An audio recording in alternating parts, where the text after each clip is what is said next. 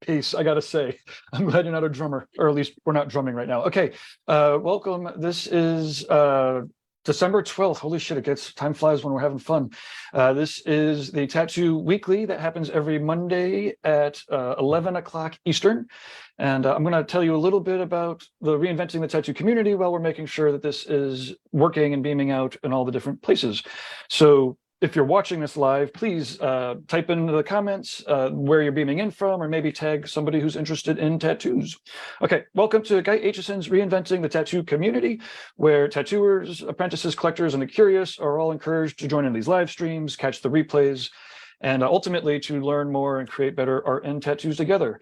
You could find Reinventing the Tattoo in either of the app stores, the Apple App Store or the Google App Store, whatever it's called, the Play Store, whatever. You could find us on the YouTube channel. You could find us on Roku, where we have 12 to 15 channels going out at any given time, 24/7, including drunk critique against our better judgment.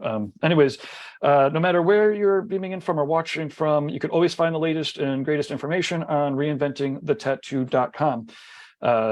It's Guy Aitchison's founded it and created it like 20 some odd years ago. There are free lessons there. There are free courses there. So you can get a taste. I can't encourage you to get the Reinventing the Tattoo Canon enough. There's a brand new chapter that Guy just released. The video is awesome.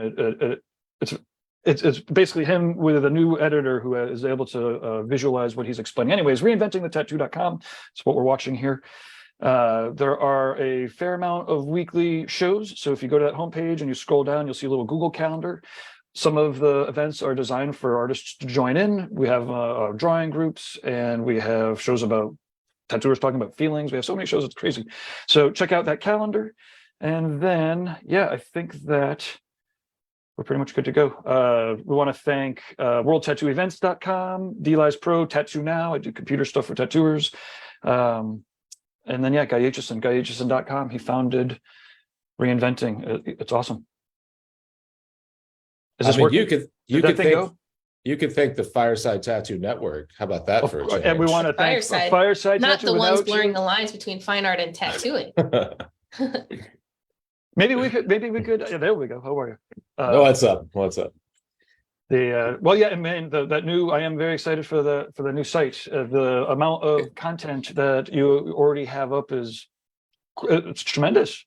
It's fucking crazy. We already have about 20 deep dive pages up and going. So if people haven't been to the new firesidetattoo.com, if you want to see Gabe's magic in action, go to firesidetattoo.com. Well, it's a combo.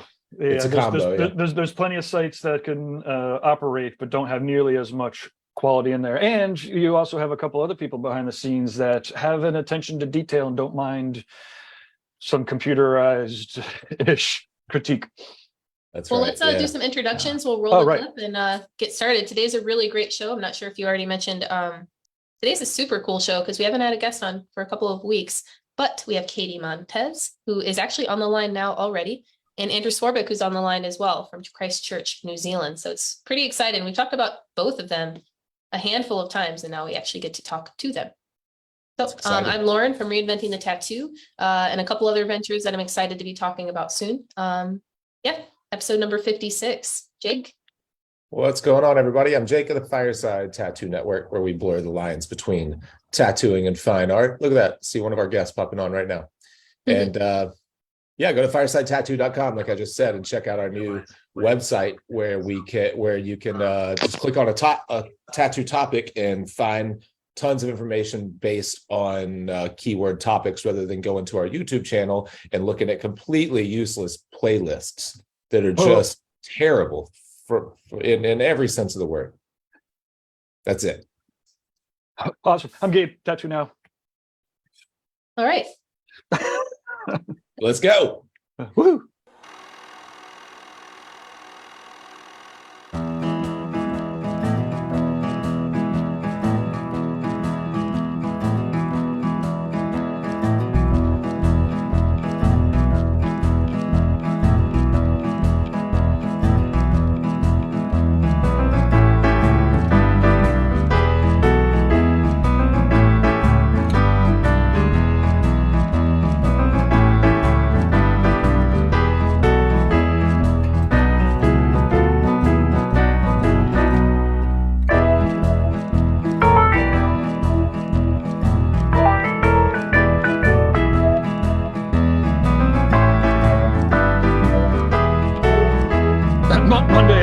11 a.m. Eastern.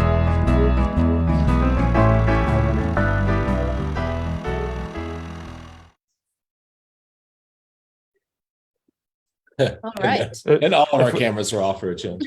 If we didn't mention that we need to update that intro at least once every other show for the first 2 years of the show, then Yeah, episode number 56, and I think 40 of them have probably used that.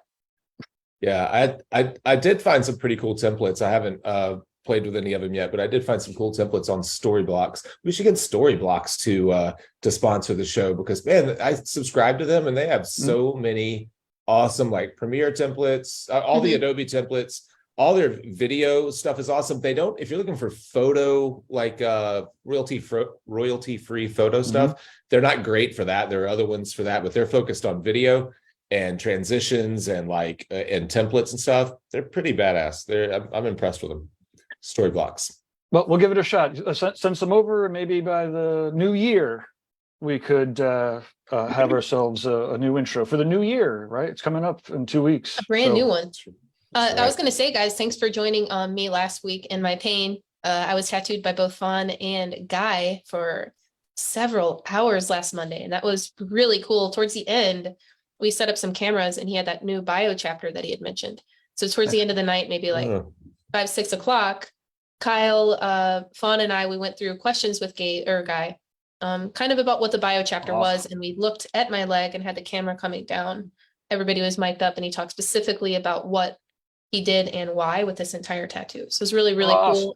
We'll share that with you guys soon, but it was a really special opportunity to do that because we had the cameras and he had the time. So yeah, we'll keep you posted on that. That's great. Do you have any video on that computer to tease out, or? I can share the one video I posted. Sure. Yeah. Give me a couple of minutes, but yeah, that was it was cool to see Michelle. She got to hang out a little bit with us and talk about the tattoo. It was cool to see Kyle go through that entire process. Because he's been Michelle with Reinventing for a while. Michelle's a new book, right? Did you see Michelle's book? I sure did. Awesome. Yeah, makes a great present. Cool. Just saying. She's really excited and she was happy to talk about it and her ventures. Nice.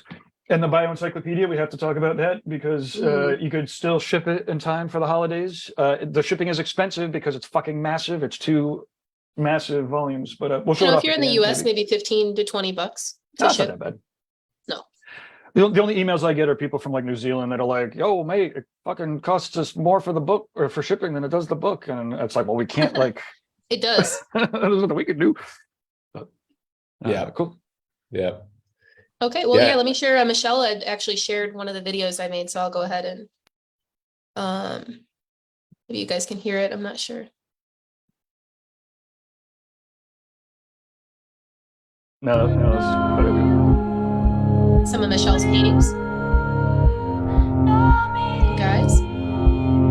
Palette. Paint.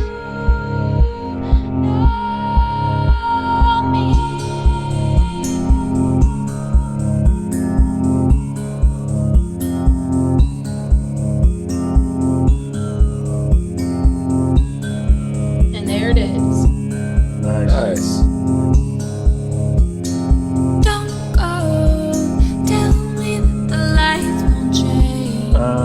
Is that reflecting the sacred geometry thing reflecting on the water? Is that what I was seeing there? You might have been seeing something like that. Nice. But yeah, that was such a great experience to be at hyperspace around that type of person, around Guy. He's very calm. We did some fun things though. While we were there, a lot of great conversations about what's happening, what's happened, and what is to come. Awesome. Yeah, nice. I miss getting out there. It's been a long time. I was trying to think about it. I have the rest of my arm, but every couple of weeks now, I realize I'm like, oh shit, I'm fucking almost 50, which means that I have to start the rest of my bodysuit now. Like 20 some odd years ago, I was like, Gabe, don't get any more large tattoos, and and then so you have time when you're older to get your full bodysuit. And now I'm like, oh shit, if it takes 10 years. Well, so what I did for that was I actually had 2 artists working on me at once, which is so painful, but it did make things go very fast.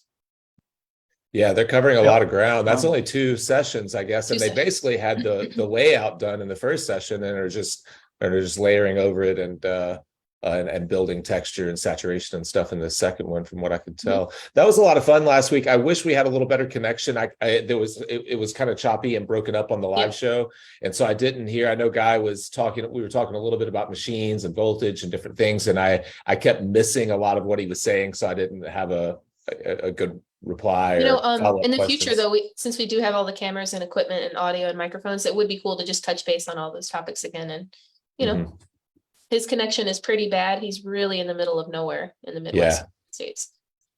Yeah. Okay, it looks like this is working. Oh, okay, we've got hi from Tennessee, hi from Portugal, hi from Tennessee. Philippines. Hey, everybody. What part of Tennessee? Adam Ask.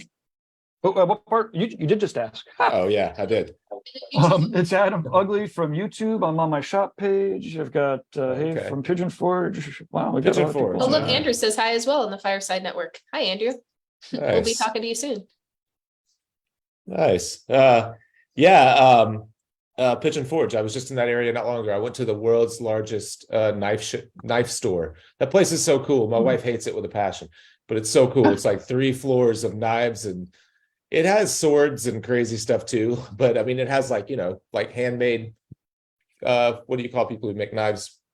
Smiths, whatever. Blacksmiths or the I guess it depends on I guess it depends. Bladesmiths, but I have no idea. Anyways, super cool place. World's largest knife store. It's not in Pigeon Forge. It's in like Sevierville or something, but not too far from there. Yeah. Cool. Well, hey, why don't we bring on our guests? Let's do it. Are we going one at a time? I guess we should do one at a time, right? At least to start. And then we could do like Johnny Carson style. Well, it's going to be rough though, because we bumped up the first guest, but Andrew got up at 4:30 in the morning, so we don't. We could just bring them all in and if I can have a free for all. I could get in the background too. I've got I don't mind. Free for all. The buttons are about to be pressed. Well, Lauren, you've got you can. Lauren's got control. I like that. Okay, let me. We have some housekeeping here real quick before we start. Alexander Morris says, I just got him. Okay. Okay, cool. Cool. So Katie Montez of Continuum Art in North Carolina. We're really, really excited to talk to you because Jake has visited you twice now. Twice now, and we've talked about you. We've looked at your beautiful gallery. We've just and enamored by the concept. So really thank you for coming today. And Andrew as well. Andrew, you have blown my mind multiple times, so many times through Instagram, through the stuff that Gabe has shared. So I'm really excited. I'm sorry that it's 4:30 in the morning or 5 in the morning for you in Christchurch, but welcome. Thank you. Katie, would you like to do a little introduction and kind of tell everybody about you that's unfamiliar? Just a minute or two about yourself. Yeah, sure. I'm in Hendersonville, North Carolina, which is right next to Asheville. And January 1st of 2020, I signed a lease on my first tattoo shop, which was a very large undertaking. I had 2 business partners, and now I'm down to just me. But it was because it was such a huge project, and I think it was a bit intimidating for a lot of people. And then we started construction amidst the pandemic and tried through and opened up a year and a half later. And we've been open now since June 14th of 2021. So it's an incredible space. It really is. It's like a historic downtown building. And the work that they did. I didn't see the before, but I walked through and saw a lot of the the work that was done, and it's really she's underselling it, but it's impressive. And Andrew, would you like to do the same? Tell us a little bit about yourself and where you're at. I know I mentioned Christchurch, but let's hear it. G'day. I am based in Christchurch, New Zealand. Well, outside of Christchurch, I've got a wee private studio out here in a place called Irwell Forest near Cust. It's about 45 minutes north of the city. So we're rural on we call them a lifestyle block. So about 10 acres of farmland and studio smack in the middle of that. So forgive me if my connection's choppy too, but you can blame Elon for that. Wow, are we gonna start talking about Elon? I mean, we'll start all of a sudden getting rankings in the YouTube channel, but sorry. That I've never been to New Zealand, but one of my favorite painters on YouTube, anyways, one of my favorite painters is out of New Zealand. He's a landscape painter, and he does just the places that he goes and sets up don't even look like they belong on this Andrew planet. Tischler. I think Andrew his name Tischler, is. yeah, he's awesome. Yeah, Is those it- places are real. Yeah. He's shockingly good at what he does. Right. Yeah, no, I watch him a lot too. Yeah. Yeah. Why don't you paint more like him? Sorry. See previous interviews. Yeah. It's really amazing. Not only is he, not to make it about Andrew Tischler, but not only is he an incredible painter, I love his kind of style of teaching, and he's a great like videographer too. His studio's awesome. For anyone who doesn't follow or who follows painters on YouTube and doesn't follow Andrew, you should. Andrew Tischler art.com or something, or on YouTube. Really amazing. Yeah, definitely. Yeah. Well, what's our plan? You guys decided to bring everyone on at once. How about we talk a little bit about, I mean, obviously there's a lot of crossover between, other mediums and tattooing, right? So Andrew's obviously clearly a painter and the work, you have other Katie. workshops and Continuum, and why don't we go to there a little bit? Yeah, I really like that the vibe of Continuum and how it does encapsulate both things that you're both into, whereas I see that you've got this all in one space. You've got classes, you've got painting, you've got galleries, you've got all this incredible stuff. And Andrew, you as well, you've got incredible paintings and incredible tattoos. It's cool that you both have seemed, Gabe looks like he's sharing now, seem to both bridge the gap, which is something that Jake talks about all the time between fine art and tattooing. When did it start for you guys? Katie, what brought you into art? Was it the painting or the tattooing? Which I would assume the painting. I was brought into tattooing by pursuing my art degree. Sure. Actually, I was trying to go for drawing and graphic design was too much work in front of a computer and not enough hands-on work. And I was a bit scared of the tattoo shop itself, just some shops that I had been to, the artists were very aloof and intimidating, and I avoided that world for a little while. And then I started hanging out in one. I was introduced by a friend, and I was working on my art assignments while hanging out with my friend while he was hanging out with his buddies who owned the tattoo shop. Shout out to Ambition Tattoo in Knoxville, Tennessee. Danny Fugate for kind of introducing me into the world of tattoos and making me like feel more welcome. But I was working on art assignments, and I'm watching these guys pocket money and do cool things with their art. And I just said to him, do you think that I would be good at this? And he said, well, you're already doing that. So yeah, I think you would be great at it. So Yeah.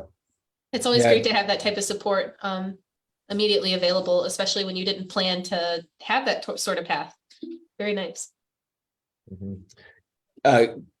Gabe, was that all of the work as far as the gallery work that on the Continuum site, or no? That was Katie, do you have everyone that's up right now? I just saw a piece from, and I'm drawing a blank on the artist, but that's one of the artists that was there when I was at your studio last month. And then there's another large scale portrait and figure painter who does more like more kind of larger, chunkier brushwork that was really great too. I just wanted to try to highlight a couple of the folks who were there. Sure, yeah.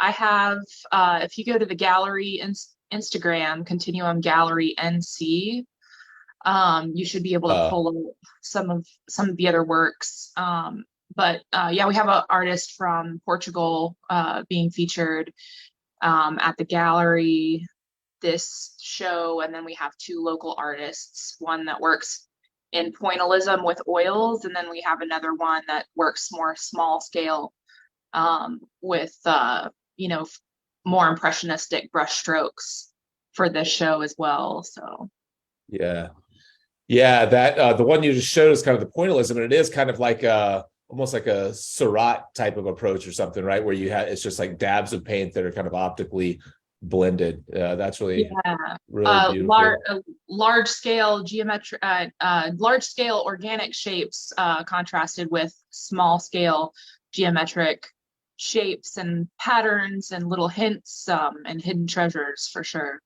Yeah, yeah. And then hopefully, if you can give us a walkthrough here in just a few minutes, there's another artist that was in the first collection that I saw when I came and taught the workshop in the spring, who's a screen printer. Is it just screen printing that person did, the black and gray kind of super illustrative, almost nouveau looking work? So he pulls his prints and then he will gild his prints and then he'll add illustration on top of that with fine pen or pencil work. And his name's Dan Hillier. He's located in London. Mm-hmm. Yeah, really beautiful work. What yeah, well, let's yeah, I'd love to in a few minutes. Sorry, I don't mean to take over anything, but I would love to in a few minutes, just if you could point your phone at a couple of those pieces. I know that you've got them kind of scattered throughout the studio. Now they're no longer in the gallery. A small walkthrough of the entire space and let people know what we have to whenever you're ready. All right. Awesome. And Andrew, why don't I show a little bit of your work as well? Yeah. If you haven't seen it, we've teased on the Tattoo Weekly before. But let's make sure we can see some of this cool stuff. Oh, this guy. Yeah. We featured some of this just last week, I think. Yeah, beautiful. Yeah, that was at that Saatchi showing in London. That photo, that was a new Samsung tablet that I desperately want. Yeah, that whole screen that I'm standing next to is one giant tablet. So I was like, "Give me the tablet." Oh no shit! Oh my gosh, that makes a lot more sense. I didn't expect that actually. Yeah, I painted that with my finger. That's a drawing tablet. Wow, that's incredible. Yeah. Oh my gosh. Yeah, I'm very short, so it's not as big as it looks. Yeah. Wow, and how did you land that gig? That's a pretty prestigious art gallery. Oh, it was I'd like to think it's because I'm really good at what I do, but no, it's actually I tattooed a guy from over here, and he works for a art dealer in Singapore. And they put my name forward, and I was accepted in. So I got accepted in, and I think I had 2 months before I had to be in the UK, and I had 2 paintings I was happy with. So I had to paint the rest of them. I had to paint the rest of them in like 2 months, which was, wow! And how many total paintings? That was a whole thing. Pardon me. How many total paintings did you end up with at the end of 2 months? So I took 7, but two of them were the biggest paintings I've ever done. So that, but yeah, you can sort of, I think you can see the size of them in the in some of the other pictures there. But a couple of them are as tall as I am. So that was a real lesson in time management. Wow. Lauren, can you click over to one of the other videos? Or? I think you can see them in the background somewhere. Were you drawing with a stylus or your finger right there? I couldn't tell. It was moving too fast. Both. Yeah, there's like there was a little pen there thing, I think. But yeah, I found the pen was doing like these tiny little lines, and it was such a big screen. I was like, do it with your hand. Yeah, these are beautiful. So what is your main medium? Is it, or are you painting in oil or oils? Yeah, oils. Okay. Oils. Oh. Yeah, and so those are all done with the same palette. So it's all a limited palette, 3 colors and white. So the black is made from the 3 colors. Oh, what are your three colors in your limited palette? Alizarin permanent, phthalo blue, and transparent orange from Gamblin. Oh, interesting. How did you end up with that palette? Jeff Gregory. I went and did a painting workshop with him about 12 years ago, and that's the palette he taught us to use, and it really changed the way I painted, and I've just sort of run with that. So the base of what I do is based on what he taught us, and I've sort of just pushed it over in my own sort of direction since then. Wow. Yeah. Well, let me write that down. Give me those colors again. Sorry, I was listening, but I wasn't writing. Yeah, so it's a alizarin crimson. So I've changed it out for alizarin permanent. Okay. It's the same thing. It's just a different compound that doesn't fade out over time. Mhm. Phthalo blue or Prussian blue will do as well, Mhm. and transparent orange, and they're all Gamblin. The Transparent only company orange. that does a Okay. good transparent orange is Gamblin. Huh. Okay. Transparent orange. I've never used orange. I use a lot of Gamblin paints, but I've never even seen transparent orange. Yeah, that one's the tits, mate. It's a yellow substitute basically. So Okay. it's truly transparent, unlike every other brand's transparent oranges or yellows. They're all opaque and will muddy your colors. So that one won't. Oh, that's The awesome. last video I shared, Andrew, was a like a little teaser for a September workshop. How did that go for you? That didn't end up going ahead. We ended up it was a massive conflict of scheduling, and it sort of all fell apart at the last minute. But yeah, that was up at Shipshape. We were going to do that. We did that just before the pandemic hit, and I think we had about 20 people at that one. That went really well. So yeah, they're always good fun. It's always a challenge teaching a lot of people at once, but I really enjoy teaching painting. I enjoy. Is that more intimidating to teach than it is to do something like you did in London? Oh no, London was a whole nother level. Yeah, no, I'd imagine. Yeah, teaching you looked relatively calm. Well, teaching you sort of you have to remind yourself that people are there to learn from you, so they already sort of know that you know what you're doing. You don't have to convince them. Whereas somewhere like that London show, I really felt like a very small fish in a very big pond. So it was really good from that aspect to be humbled in a way when my work was hanging next to work that was priced about 10 to 50 times more than mine. I mean, it really is motivation for you to like keep kicking it up. Right. Yeah, I mean, yeah, and to talk about your work in a way that is in a confident way too, because everyone there knows what they're doing, and you will always. Well, I always feel like I don't really belong. You've got the imposter syndrome comes out hard, especially in those situations. So. But if all of a sudden you're talking down about yourself or being self-depreciating, then people buy it, right? Like in that area, or not buy it, like they buy that you're self-depreciating, and it's okay. Well, if you think that you suck, then why would I spend fucking 10 grand? Exactly. So yeah, you have to be confident in what you're doing, and luckily I just come off as I said, like a massive run of painting my ass off for a couple of months. So I knew what I did was pretty good, so I could speak about it without coming across like a wanker. So it was all good. I hope so. I hope I wasn't because of that, like a wanker, or at least Katie, not because of that. Okay. I was going to say, Katie, it looks like you're moving around a little bit. Yeah. Whenever I'm just kind of up and ready to go, so it doesn't matter. Well, my mind bounces back and forth as there's a little bit of nervous jitters happening today. So that's funny. Both of you speaking about being nervous is crazy because you're doing such grandiose things with your lives. It's really cool, kind of humbling. Yeah. Are you near any of the prints that we were talking about, Katie? Actually, yeah, I'm getting ready to head downstairs. This is our guest studio. Guest artist studio. Oh yeah. We've got, I don't know if you've ever seen this, Jake, but I did. I came okay. up. I didn't stay there, but the first time that I came up, I went up and looked at the little apartment. That's super cool. Yeah. This is the quietest spot in the whole place. I'm probably gonna start to echo soon. And then that room is like a loft that overlooks the big gallery as well. Oh yeah.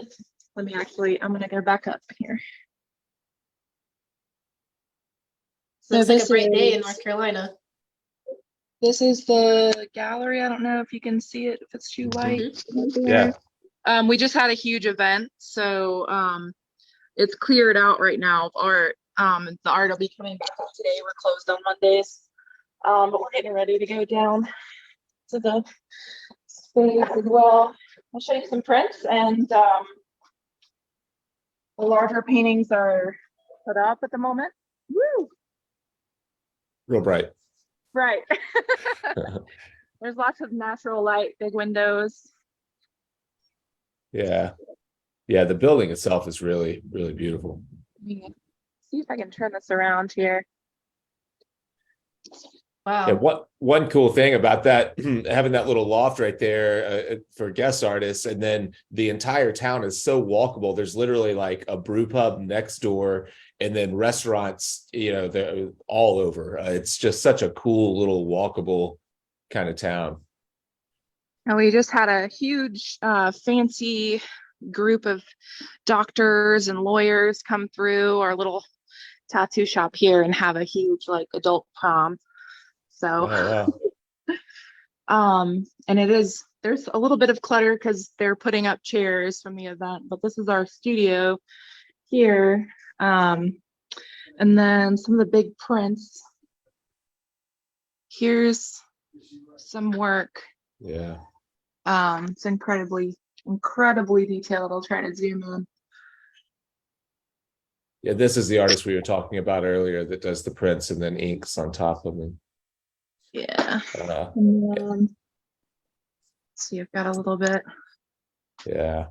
That's the room I tattooed in. I looked at that piece. Yeah. Hmm. And I have an original Lauren Marks piece. I know a bunch of tattoo artists that use her for Oh, that's beautiful. reference.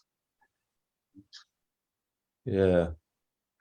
I store all of my collection back in the tattoo area. Here's our guest booth. I have a guest from Colombia, but Yeah. Oh, yeah. That guy had just come in. The day that I was there was his first day. He's still there now. Huh? yeah, he's decided to stay. It's gonna work out, I think. Awesome. Yeah.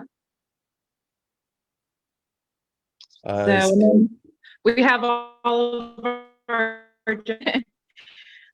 all this is our as well. So Yeah. plenty of room.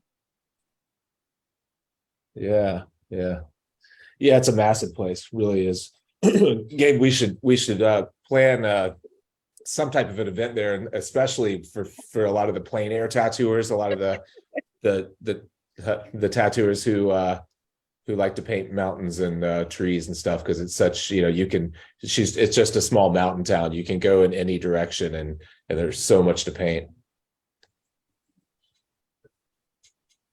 I guess we lost Gabe. He may be gone. Uh-oh. We may have lost we've lost everyone. Oh no. Oh, there you go. Well, All it's right. just you and me. Yep, I can hear you, Andrew. All right. Yeah, Katie, yeah, how it's did you beautiful. find that location? It's located on a very busy street. I pass by it every single day almost. And it sat empty for a really long time, and it's just such a huge space that I never would have been in a million years thought I could rent a space like that. I thought it was probably astronomically expensive, but once I started searching for commercial real estate and going into spaces and getting to meet the landlords and or their real estate agents and kind of talking to them about my idea, what I wanted to do. I presented it with a business plan. I tried to be as professional as possible to let them know that it was not just a tattoo shop, it was going to be a fine art gallery as well. And I was trying to present it as, not the typical street shop with a bunch of neon and stuff like that. But we got kind of, I don't want to say that discrimination is such a really harsh term. They just didn't want a tattoo shop in a couple different locations that we were trying out. And so there was a big banner on this building, and it had just stayed there with a phone number on it. And I just decided to call the phone number one day, and it wasn't available at first. And then couple days later, the landlord called me back and said, you know what, the people that were going to move into that space don't want it now. And if you'd like to go see it, you can go see it. And I was like, well, how much is it? And then he told me the price and my jaw dropped. I was doing the whole like silent. And so I was just like, oh my gosh, yes, I want to go see it. And I went and saw it by myself one day during the day. And then I went and took some construction workers to see it at nighttime. And they probably, if they could have seen it during the day, that's my little girl in the background. She's hanging out with me today. Cool. But if they could have seen it in the daytime, they would have told me definitely don't do it. A couple of them told me not to do it in the night. But the renovations took a long time, a lot longer than we thought it was. I was like, oh, we'll be done in 3 months. It's no big deal. But that was not the case. And then the pandemic hit. And so it was a big undertaking. But luckily, lots of clients came through. We basically just kind of would put a post up or a story up that said, hey, we're looking for people to come pitch in and help with some small stuff. And I did, my buddy and I did a lot of training to get extra help here and there. And yeah, it just all came together somehow. I don't know how. Probably because you had the vision and you knew what you were going for, and it was non-wavering. That was, there was tenacity involved for sure. I was not accepting reality. And I think if I had accepted reality, it wouldn't have continued. So yeah, it paid off. It really did. It's just, it's a beautiful space. It's really nice. Andrew, I was going to ask, when you were talking earlier, last week on the show, Lauren was getting tattooed by Guy, and we were talking about kind of what seems like the explosion of quality of artists in Australia and New Zealand in what seemed like a pretty short period of time. And Lauren, you might have to remind me, what did Guy say? He said that he was down in Australia. Did he say the late 90s or something? And that he felt like that the tattoo community as a whole was just really struggling at that point, and there wasn't much, there wasn't good work coming out really at all.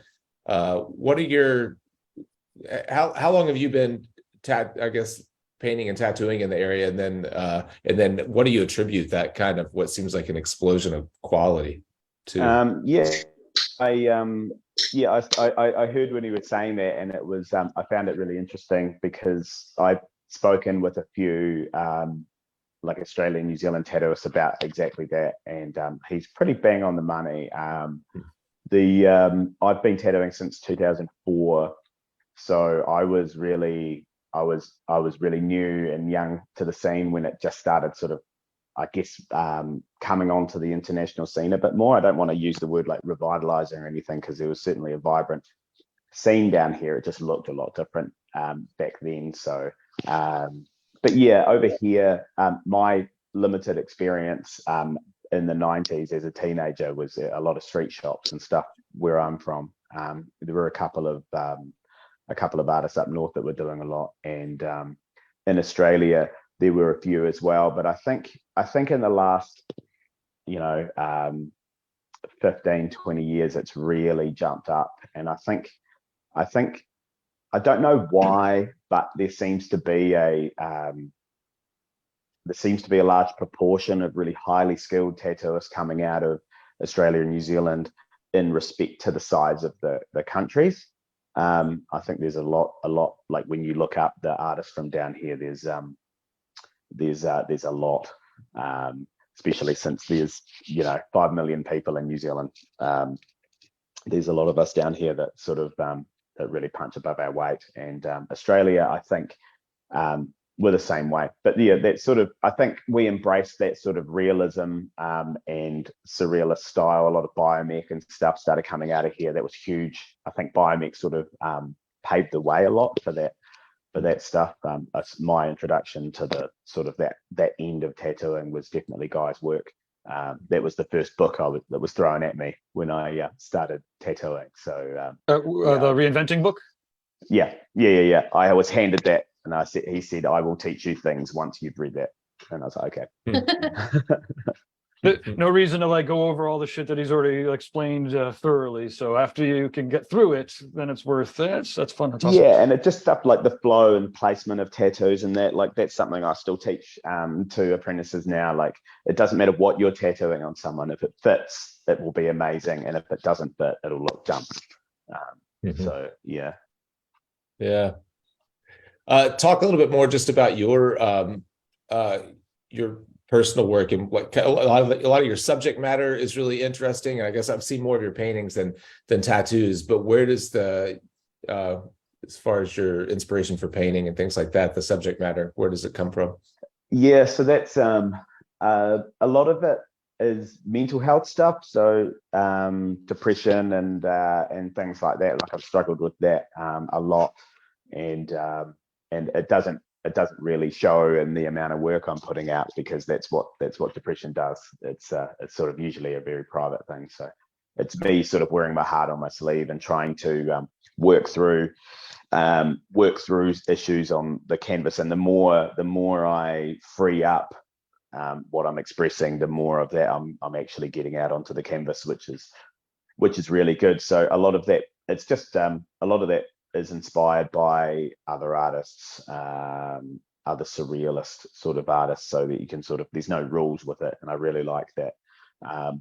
But yeah, they're all I love the human condition. A lot of it is different states of consciousness, might be based on different philosophies, sort of philosophical points of view in that. And it's all really high end, I call it art wank stuff, that I think I present it in a quite a confronting way, and I want to do that. I want people to initially look at it and sort of go, huh, what's that? And then when they dig deeper, they can see the beauty in it. And I really, that's why I paint these sort of funny expressions on faces really close up. And it's at first it's quite jarring or even ugly, but I'm spending hundreds of hours this close to them, painting all their little pores, and I see the beauty in all the little bits. And it's recognized that all of us, if you zoom right in on us, are quite gross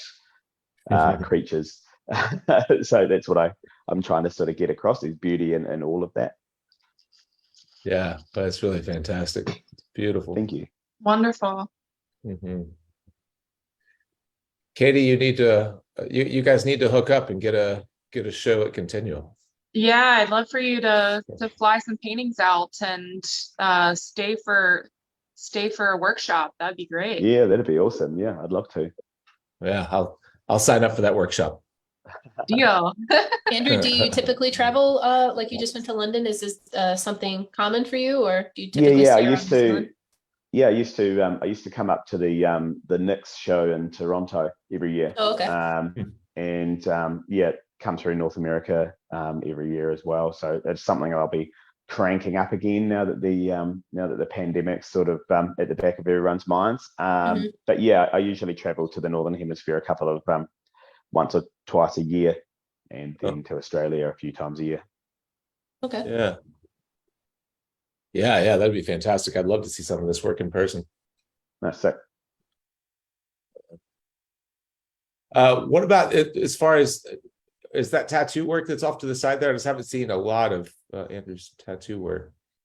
Is it, who's scrolling right now? Is it Gabe? Okay. Oh, okay. Ooh. Yeah. So that one there beautiful. is I had a client who had a lot of work off me, and they said to do whatever I wanted, and I was playing a lot of Skyrim at the time. So I said, is it okay if I do a Skyrim sleeve? So I ended up taking a lot of the characters out of that video game and just drawing. Well, that's all my own drawings. So I just thought, what would those weird blocky computer game characters look like if I gave them some love? So that's where that came from. Yeah, this is incredible. Really is. Thank beautiful. you. Yeah, I think that's healed. I think that's all healed. Wow. Do you approach your palette the same that you do with your paintings, with a very limited palette? Because it looks Oh kind of similar. man, you should see my desk when I'm tattooing, man. It is no, it's horrific. It's horrific. I'll be halfway through doing something, I'll get an idea, and suddenly 10 more paints come out, or 10 more inks come out, and away I go. So no, it's a shit show, man. Like, yeah. A shit show. Yeah. Okay, noted. Yeah, it's beautiful. It really is so nice. Do you prefer mixing as you go, or do you like using everything straight out of the bottle? I'll do both. I think what happens is at the front of my mind, consciously I'm choosing 30 different colors, but while I'm tattooing, I probably use 3, and just forget the rest of them are there, and make do with what I get, with the main colors I'm using. I usually just the main thrust of any of my tattoo work is I try to keep that contrast. So the main subject matter will be either all in colds or all in warm colors, and then I'll contrast that with the warm or cold. From the other side, like that, there, the main things all grays and greens, and then all the light sources are oranges and yellows. I think when there are a lot of elements, and there are a lot of things happening in your Jeremy Geddes piece. Jeremy Geddes. I tagged him in that, and he really liked that, so that just made my day. I had to have a moment. Yeah, he's amazing. I think we were looking at some of his work. Good artist. Just last week. Have you seen any of his the stuff that he's doing with the AI prompts? His Jeremy is not painting page, where he's using himself as a prompt. I saw that. I think a couple of months ago, he just typed his own name into Midjourney and saw what happened, and it basically looked like a new one of his paintings. And I think that's a symptom of the fact that his work is so everywhere on the internet, and that is if you've been following that particular debate, that is on fire right now. As to what's happening with AI art, and how the programs are training using your work. So there's a lot of very heated opinions on both sides. I see it both ways. It's a tool, but it's totally stealing, especially from living artists. If you're using a living artist name as a prompt, then you're stealing from them. There's no two ways about it. Yeah, and it's funny how I guess it's the way that it would go with anyone who's borrowing from other artists. The most popular artists, the people who have the most prevalent online, are the ones who are really getting the worst of it, because there's so many examples of their work out there that the AI is able to draw from and really do some beautiful. The bigger they are, the easier it is for the AI. Yeah, exactly. You could AI prompt Jake Meeks paintings, and you're not going to get anything, but you do. If you do Jeremy Geddes, you're going to get some pretty cool stuff. Oh yeah. How would you feel if that were to happen to you? What would be your opinion, Andrew? I think the issue is if you're doing it to have a bit of fun, have at it, man. Like, we all do studies, we all emulate other artists. If you're selling that work, or if you work for a company and you want to do, say, an album cover or a poster for a ballet, and you use my name as a prompt, you should probably use my name as a prompt and email me and pay me to do the thing. Because if you want my work, you've asked for my work for your thing that you're making money from, that's stealing, So is that kind of where like it all falls out, right? Because like all copyright is somewhat like, it's not a natural thing, and we went through this with Napster. Like when you could replicate something digitally and it doesn't cost anything, right? Like it's just going to happen, right? Now, but so like, and again, part of it is the industry now pays, pennies for every time the music streams go, but musicians still have to have other avenues of making a living. I guess mostly I'm just really wondering, like, right, if the AI could do what it's doing now in 5 to 10 years, like shit's changing, whether we agree with it morally or not, like it's pretty intense. Faster than any other time in history, it's changing. This AI is a whole nother level. It's there's I see a lot of talk of people that, it's just another tool, and that is correct. It is just another tool, but this is the most powerful tool that we've ever created, and It's not just every another time fucking it's tool. used, it's retrained millions of times a second. It's painting. So I mean, if it wants Yeah. to copy your work in 5 years' time, like, man, it's going to be insane. So At this point, is there anything in place to protect yourself? Obviously, this is all new and kind of happening, but what could an artist do to prevent that type of thing? there is a class. I think there's a collective lawsuit happening in North America at the moment with a couple of artists. yeah, but that's that have corporations already versus lost work. artists. You know, you know who's going to win in a law fight between Exactly. corporations and artists. I mean, you know, getting artists into the companies that are using this stuff, right? So again, if there's going to be a royalty scheme in place, you know, then you just need to have the artists that are like in there and steering things and or regulation. Yeah, that, I think in this case, the artists are going to be eating shit. It's most artists struggle even when they're successful, and this is another way to sort of, if you're high end, it's not going to matter. But that ladder, that first rung of the ladder, where you're doing the little jobs, you're getting a little bit of money for doing little things. You can now subscribe to Midjourney in half a day of learning about prompts. Those little $100 to $1,000 jobs, you could just do yourself. Anyone could do them, and they don't need that much refining. A lot of the public's art eye isn't that refined, and they're not going to notice the hours of work tweaking these things. So I think that bottom rung of that ladder is being moved, and that's really sad, because to get onto that ladder is the hardest. That's the hardest bit for a start. It's almost like a people will start community. keeping their artwork off of the internet. Sorry. Or I wonder maybe if moving forward, artists will stop putting their artwork on the internet.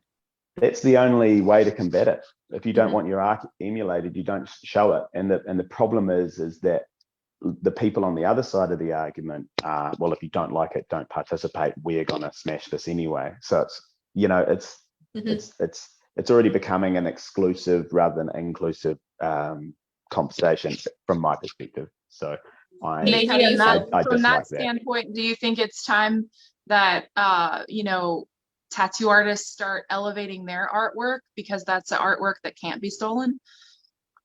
Everyone thinks their artwork can't be stolen until it's stolen. You know. No. I think what Katie's saying is you can't steal a tattoo. The tattoo itself. You can't take a tattoo and AI can't reproduce it. So maybe it's time that becomes the next elevation. Well, and tattooers also have it's a loaded conversation for tattooers who make a living tattooing, often tattooing other people's art, mostly with permission, but not always. Not a photorealistic artist. They're taking all that exactly. shit. Yeah. One thing that I've noticed from running our space, that I didn't anticipate this. I anticipated making a passive income off of the artwork that's hanging on the walls. You know, I expected to sell out, every show, at least, 4 or 5 pieces. And I would see people continuously just come in and get tattoos and drop $1,000 days, $1,500 days. And,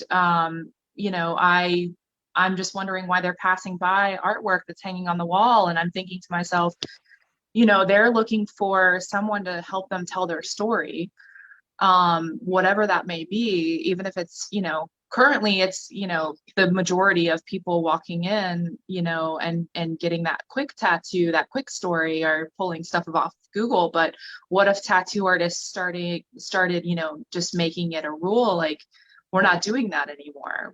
We're going to stop that. And I think a lot of us have, but, if we could get the larger community to also do that, we could, as a community, rise up and elevate ourselves to become more of a fine art quality piece of, the community. I think that's a really good point. It's a really, really good point. And I think if you do look at the tattoo artist community as a whole, those that are drawing their own stuff and working on their skills to really elevate their work are the ones that are rising through the public sort of eye to the top. There's only a few people that are just very good at replicating work that are in the public eye. The other ones are all the ones that are really pushing the work. I think there's always going to be people that are just replicating stuff, and I'm very careful to not dismiss the quick stuff, I suppose. And I know you weren't doing that, but I'm very careful not to dismiss that stuff, because that's how there was an industry for me to come into and start trying to do what I want to do. It was the only stuff that was being done for decades was Flash. Oh yeah, definitely wouldn't dismiss it, but I think that, you know, improving everything with your own drawing, your own version of what people are bringing in is definitely, you know, that's part of the challenge, right? When we get those commissions, because we're largely commission based. So improving upon whatever it is, I'm just saying, I'm going to come up with a rendition that I think is better than what you're bringing in. I'm going to improve upon it in some way.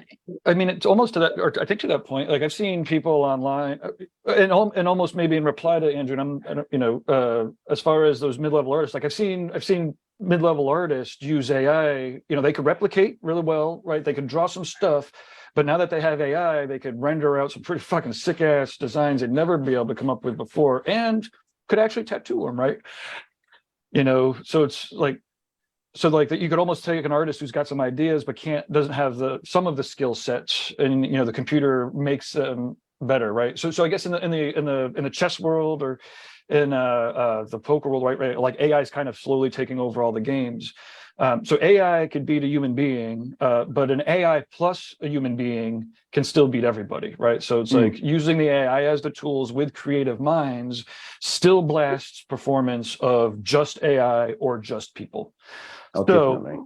might propose, I think that the other side of it too, Gabe, is that, you know, we have to do the other things, not just doing the tattoos, but the other things that the fine art world did over centuries is we need to start writing about it professionally, and consider and rewording tattoo style as a tattoo movement. It's a movement within tattooing, and then also, you know, putting on shows that aren't just a convention where people can see us tattooing and where we're all just tattooing together, but you know, a gathering of artists that are in particularly like a micro gathering, a curated tattoo show. And that's what we plan to do here. But you know, I think if it were like worldwide, that's what we started moving towards, I think we would be more seriously considered. You don't need to convince me. I would just say get yourself a lawyer and a great accountant and keep that place. Yep. Don't hire assholes. A viewer, or sorry, someone chimed in on the Fireside chat. Simon says that that they work in advertising, work for an advertising agency, and that AI has basically replaced stock footage in their business already. So for us, I think, Andrew, I think you're right. This can be a tool for tattooers for quite some time, I think. And, you know, and I've even been playing around with prompts to generate ideas to start designs, especially if I have, for example, I had a back piece I was starting recently that was going to be a firefly, and I wanted it to kind of have the look of the Caravaggio's kind of Christ ascending look. So I just combined those terms, you know, using Caravaggio as a prompt and using, you know, a realistic firefly as a prompt. And of course, it didn't give me anything that useful, but it gave me a pretty cool color palette. It gave me a couple of interesting lighting effects. And I was like, sweet, that's enough for me to start. And so I started playing around with my drawings from there. But if you're in a 2D design world, if you're in logo design, you're probably already really feeling the pinch. Logos, it's real rough to try to especially a year or two from now. But like, so Jake, I mean, or everybody, what's the difference between if somebody comes in and says, I want a Frank Frazetta back piece, or just copying straight up the Frank Frazetta back piece, or you go in and say, hey, I want to get a lion and a tiger as a Frank Frazetta, back piece. Like, I think Frank Frazetta being dead is the first thing. But so his estate, and then now, okay, I'm down with that. I mean, I guess there's something to be said about estates, or you get to pass it on. But I'm not also one to I think, if someone's right to earn a living off of their art dies with them, I don't see how it should automatically transfer. Okay, so I'm down with that. I mean, I think, yeah, I know, I agree. I don't, yeah, no, that was just a silly throwaway comment. Sort of, yeah, but it's, yeah, the other one is that, I mean, I might be down with that. Frank never did tattoos as well. So if someone came into me and wanted a back piece like Matt Jordan, I would say, go see Matt Jordan, like, so. Yeah. But then they say Mick Jordan's all booked up. He won't take me as a client. Then I'd say I will do your back piece. Like, do you know what I mean? Like you have to stand your ground on that stuff. And when it comes to, I mean, it's such a gray area. I sound like such a bloody I feel like I'm sounding like a hypocrite talking about this stuff, because as a realistic artist and someone that deals in that, people come in with other people's artwork all the time and want it replicated. So I guess my question is, would it be more respectful for the artist in that case to change it? I mean, it is, right? So if you make it your own, but if you use a computer, quite often I'll email the artist. It's a decision that affects your bottom line, but is reflected in your own sort of, if you feel comfortable doing stuff. I'm very glad that I haven't ever felt like I'm stealing somebody's artwork, but do you think it's proper to use their same technique but with different subject matter? Maybe what they're looking for is the technique that they use rather than the subject matter alone, or the exact same tattoo? No, I get that. And that's the thing. I mean, that is one of the big arguments that's coming up with the AI at the moment. Can you own a style? And I think in tattooing or in any other manual medium, even if you're trying to directly copy them, it goes through your filter, it goes through your skill set. So it's kind of changed a little bit anyway. But when it comes to AI prompts, if you're literally prompting and saying, copy this, it's so and I guess that is the muddy area of this conversation, is that all art is emulation. One of the things I used to always say is that they will always copy the last thing, like whether it's people or computers, it's going to be copied. People are going to see it, they're going to copy it, but they can't copy the next thing, right? Like, so whatever it is we want to do next, or where we see things are going, I'm almost like, oh shit, I might have to stop saying that in 5 years, right? Like, the computer could, or if we could use the computers to predict different futures. Like right now, it's just stuck with, like, it can replicate what it sees or remixes what it sees, but it's not necessarily. I don't know. It's fun. It is amazing. Well, I guess I'll stop because we're almost running out of time. But it would be really awesome to think about what it would look like in a utopian society, right? So if the main concern is the mid-level artists not being able to make a living, but like the AI still needs styles to feed in. You can't put in a style of an artist without that artist creating a style. So whoever it is that's making that money still needs to have artists like you to create unique styles so that people can punch in, I want a tattoo design back piece like Jake Meeks's. You still have to do that. So if in a utopian there was a way for artists to make a living in the middle, is that, and people are getting a little bit of a royalty every time a design is used with their name as a prompt, right? I want the next thing from, Andrew. Like, you get paid out of that? Like, I guess my question leaving here was, what is a perfect symbiosis of AI, of artists using AI to create better art, and without the AI ripping off all of the artists and keeping them out of the money loop, in this case, I guess, is the main thing, right?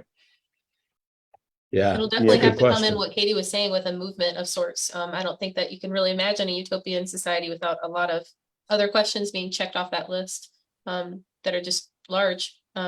Probably that question probably wasn't directed at me, but I've also wondered what the difference is between like the acceptance and the rejection of this type of thing, and where, like Gabe, you're saying, where is that symbiosis? Katie, what do you think? I think again, I think it has to do with the professional quality and well-rounded tattooers, right? So tattooers have picked up side gig mediums. And we've been doing that for a long time. It's becoming more and more common now, and I think now what we need to do is we need to learn to write secondarily, get a little bit of either take a workshop or get a little bit of education somehow on how to, even just blog posting about your tattoos, similar to the style that Nick Baxter's used to elevate his tattooing in the tattoo community. If a lot of tattooers did that and started, doing what you all do and talking about tattooing and with an art sense and art terms, and kind of educating ourselves on, okay, well, this is the I think there's a new movement where half outline, half color. I'm sure you guys have seen it, but I think it's called a mexo style is what people are calling it anyway. Or for instance, like the mashup style, where traditional tattoos are being mashed up with geometric and realism, right? So that's the mashup movement. It's and let's talk about that. Let's start referring to it as a movement, and referring to the marks as with an elevated vocabulary. And then on top of that, basically going out and trying to either bring the people who buy fine art into your space to talk about what you're doing. That was what artists did. Like, for instance, the Impressionists, they would have a show that nobody really believed in but them. And then they invited people out. They just invited anybody out to see this show. They presented it professionally. People didn't like it at first, but then they started talking about it because it was presented in a professional, clean way. It wasn't presented I think there's something to be said about, traditional tattoo conventions. And I think there's something to be said about an artistic tattoo invitational curated show as well, as like a way to kind of bridge those two worlds together. And there's ways to present them in one scenario that would make sense to collectors, for instance. So it's just the way that you present it. It would need to be curated, and that's the difference between just being able to sign up to and there are shows, what am I thinking of? Literary Ink. That would be a really good show to give you as an example. It's in Chattanooga, where all the tattooers have to go through an application process, and all the tattoos that they're doing at that show are reference to some literature of some sort. And that would be the best example so far, but I think we can start to do better than that. We can start curating these things, and we can display them next to artwork by the tattooers who are working at that convention, or even mixing it with artwork from regular studio art. Yeah. Well said. Yeah. Amazing. Yeah, fun. Yeah, it's a fun Andrew, conversation. what do you think? I am super intrigued about those ideas, and you should totally message me about talking about that stuff, because I think that's a long form conversation. And me sort of, and thanks for inviting me here so I could take the time to listen to this stuff, because that's an idea that I think is really worth pursuing. I'd like to sort of say that first, definitely. Like that's a really good set of ideas. I find it very, very interesting. I think AI is a tool and is extremely useful. I've had a wee play around with Midjourney and found it really helped develop ideas that were already in my head. And mainly it was what not to do, like you were saying earlier, like it was throwing up crap, and you're like, wow, that rules that out, but at least it ticked something off the box. I think in terms of ethics and things, I think using living artists' names as prompt is probably the line for me. AI can be trained with artworks and with images that aren't going to be biting or taking from anybody who's trying to make a living now, and still be an extremely powerful tool.